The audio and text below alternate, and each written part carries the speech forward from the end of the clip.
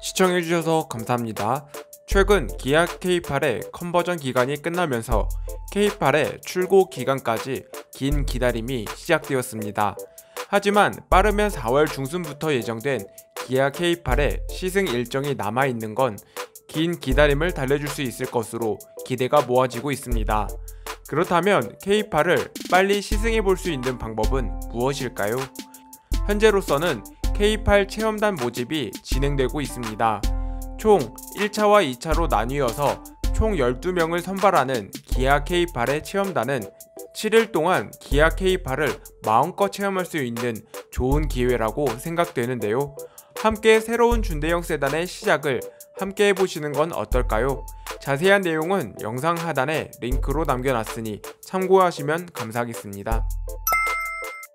한 자동차 커뮤니티에서 기아 K8의 시승 소감이 올라와 큰 화제가 되고 있습니다.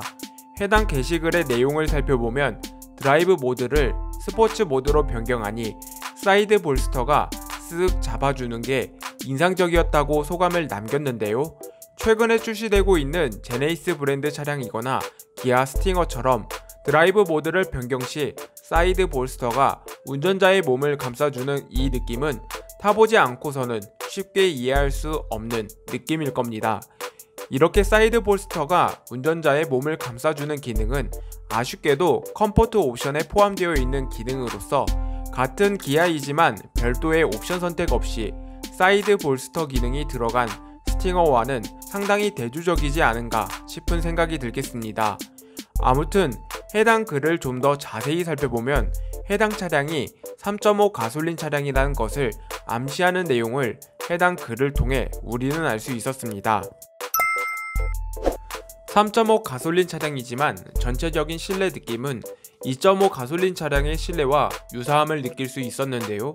즉 파노라믹 커브드 디스플레이와 무선 충전기가 장착되어 있는 모습으로 볼 때 해당 차량의 트림은 노블레스 트림일 가능성이 높겠습니다. 하지만 3.5 가솔린 차량의 노블레스 트림의 내장 컬러가 단순히 블랙 원톤 한 가지라는 점은 조금 아쉽다는 생각이 들 수밖에 없는 것 같은데요. 물론 기아 K8의 내장 컬러 관련해서 큰 이슈가 되었던 샌드 베이지 투톤 컬러는 3.5 가솔린 플래티넘 트림에서만 선택 가능했던 것을 2.5 가솔린 및 3.5 가솔린 시그니처 트림부터 선택할 수 있도록 낮췄다고는 하지만 현실적으로 노블레스 트림과 시그니처 트림 간의 가격 차이는 약 200만원 이상 차이가 납니다. 물론 200만원 이상의 가격 차이는 다른 옵션 기능들이 추가됨에 따른 비용적 차이일 것이라 생각됩니다. 아무튼 이렇게 이야기하는 이유로는 이번 기아 K8의 내장 컬러 선택에 대해서는 조금 아쉬움이 남기 때문입니다. 다시 본론으로 돌아가 기아 K8의 계기판을 확인할 수 있었습니다. 사진상으로 나와있는 차량의 총 주행거리는 1071km로 이제 막 길들이기가 끝나가는 차량인 것 같은데요. 드라이브 모드가 스포츠 모드로 변경되어 있는 모습을 볼 수 있었습니다. 스포츠 모드임에도 연비가 7.7km인 건 꽤 괜찮게 나온 연비라고 생각됩니다. 왜 그러냐면은 제가 사진이 촬영된 위치를 조금 찾아봤는데 해당 사진이 촬영된 곳은 청담동 어느 골목에서 촬영이 되었습니다. 이게 무슨 말이냐면은 강남 근처를 스포츠 모드로 주행했다는 것으로 추정되며 그리고 연비 역시 그리 나쁘지 않게 7.7km 수준으로 나왔다는 것입니다. 많은 분들이 아시겠지만 밤 시간이더라도 강남도로가 혼잡하다는 건 많이들 아실 거라고 생각됩니다. 그리고 3.3 가솔린 터보 차량이더라도 저 정도 수준의 연비는 나올까 말까 하는 수준입니다. 제 기준으로 볼 때는 현재로서는 연비 면에서는 괜찮다고 생각됩니다. 그렇지만 3.5 가솔린 차량임에도 계기판에 표시되어 있는 최고 속도는 240km인 건 아쉬움이 남습니다.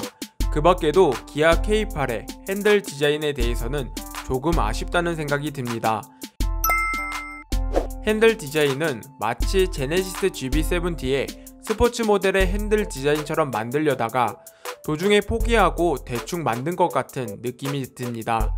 핸들 조작 버튼을 보면 핸들 좌우에 위치한 토글 스위치의 표시 내용들은 LCD 형태로 표시가 되어 있는 건 상당히 긍정적인 포인트라 생각됩니다. 하지만 핸들 디자인을 보면 다소 아쉬운 디자인임은 틀림이 없는 것 같습니다. 차라리 기아 스팅어처럼 핸들 디자인을 D컷 핸들로 넣어줬으면 어땠을까 하기도 싶습니다. 아무튼 디자인을 떠나 차량의 본질적인 주행 성능에 대해서는 3.5 가솔린 차량의 장점은 해당 차량을 시승했던 분의 소감에서도 잘 나타나 있습니다. 3.5 가솔린 차량은 2.5 가솔린 차량과는 달리 토크 컨버터를 적용함으로써 엔진에서 발생하는 힘을 변속기로 부드럽게 전달하고 토크 컨버터 내에 있는 댐퍼 클러치를 통해 변속 시 엔진과 변속기를 직접 결합하는 역할을 합니다. 이게 무슨 말인지 좀 더 쉽게 이야기하자면 우리가 차량을 주행하다 보면 변속기에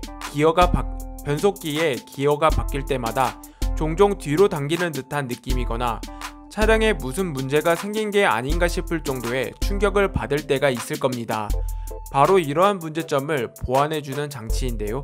최근에는 제네시스 차량에 적용되었고 이번에는 기아 K8 3.5 가솔린 차량에도 적용이 되었다는 겁니다. 제네시스 차량을 시승해보면 이게 정말 현대차가 맞나 싶을 정도로 몸으로 경험한 적이 있었는데요.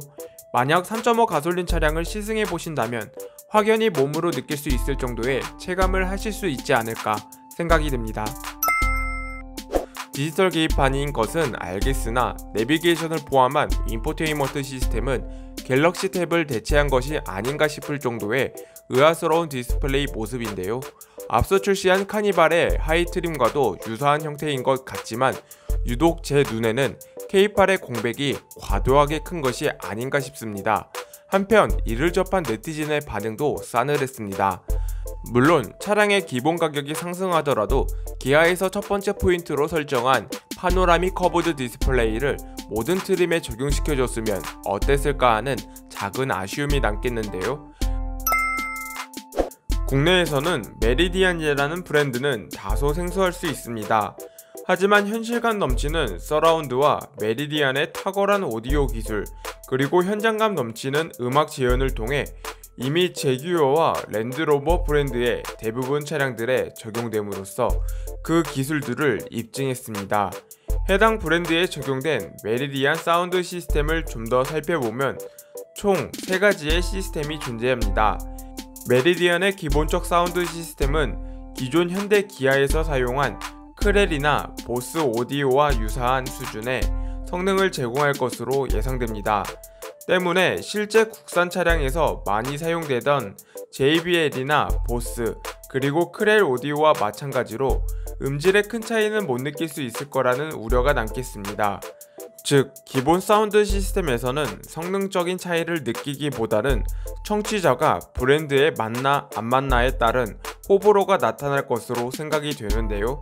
메리디안의 오디오의 방향은 중음에 초점에 맞춰져 있으며 고음보다는 중간 음역대를 풍성하게 만들어주며 화사하고 개방적인 음질에 방향을 둔 것으로 알려졌습니다. 때문에 클래식이나 잔잔한 음악 그리고 웅장하지 않은 음악이 잘 어울린다고 볼 수 있겠으나 우리나라의 음악 특성상 클래식이나 잔잔한 음악과는 거리감이 있기 때문에 이 부분에 대해서는 다소 우려스럽습니다.